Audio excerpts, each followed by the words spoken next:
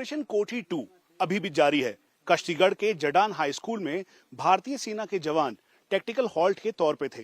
ये ऊंची पहाड़ियां हैं जहां पर चढ़ना बेहद मुश्किल है और इन्हीं ऊंची पहाड़ियों की आड़ लेकर आतंकी छुपे हुए हैं।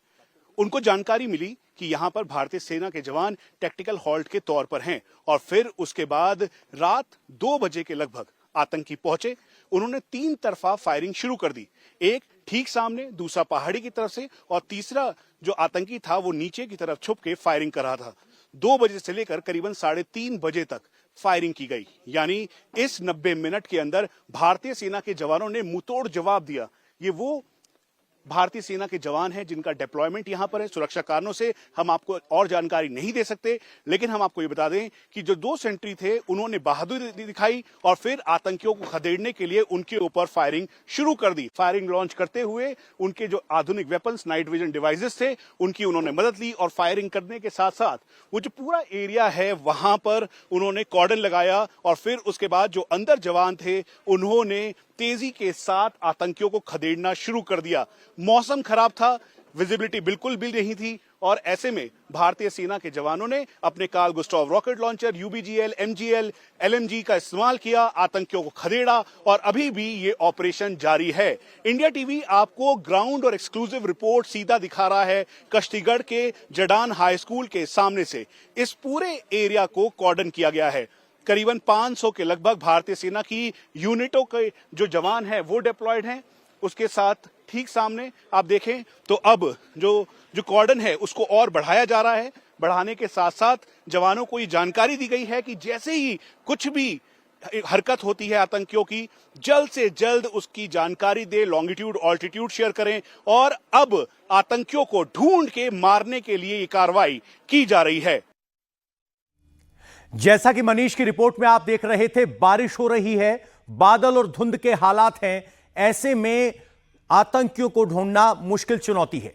पहाड़, जंगल, मौसम का फायदा उठाकर आतंकवादी रह रहकर सेना और सुरक्षा बलों पर अटैक कर रहे हैं।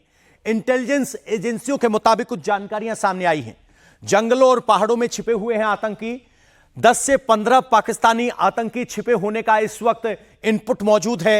आतंकियों में पाकिस्तानी फौज के रिटायर जवान हैं और इंटरनेट के जरिए पाकिस्तान में बैठे कमांडर से बात कर रहे हैं।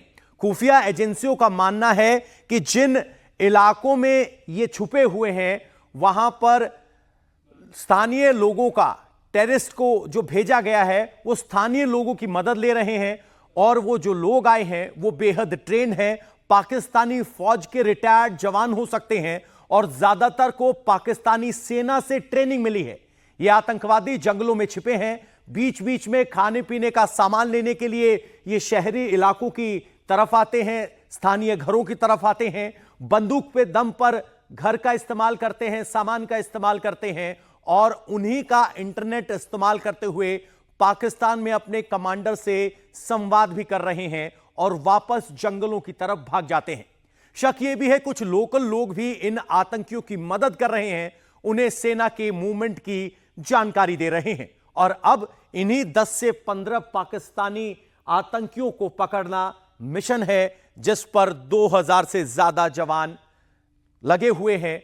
कल भी एक पोस्ट पर उन्होंने हमला किया, मुंह तोड़ जवाब दिया गया तो वो लौटकर वापस भाग गए।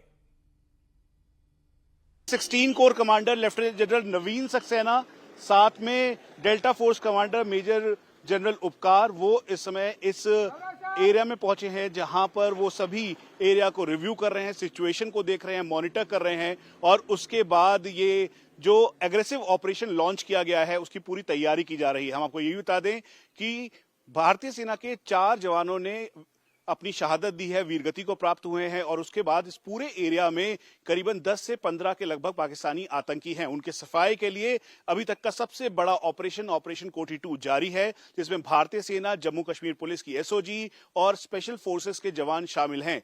पहाड़ों के ऊपर चढ़ना बेहद मुश्किल है, 90 डिग्री का डिक्लिनेशन है, चोटियों पर चढ़ना बहुत मुश्किल है। इसी वजह से भारतीय सेना को काफी मशक्कत करनी पड़ रही है ताकि आतंकियों का सफाया किया जा सके। इस समय कोर कमांडर खुद मौके पर पहुंचे हैं, उन्होंने रिव्यू किया, सिचुएशन को देखा और एक्स्ट्रा डिप्लॉयमेंट के साथ साथ जो बाकी गैप्स हैं उन सबको फिल करने की पूरी तैयारी की जा रही है ताकि आतंकियों को न्यूट्रलाइज किया जा सके। और यही इस समय भारतीय सेना की रणनीतिक तौर की तैयारी है।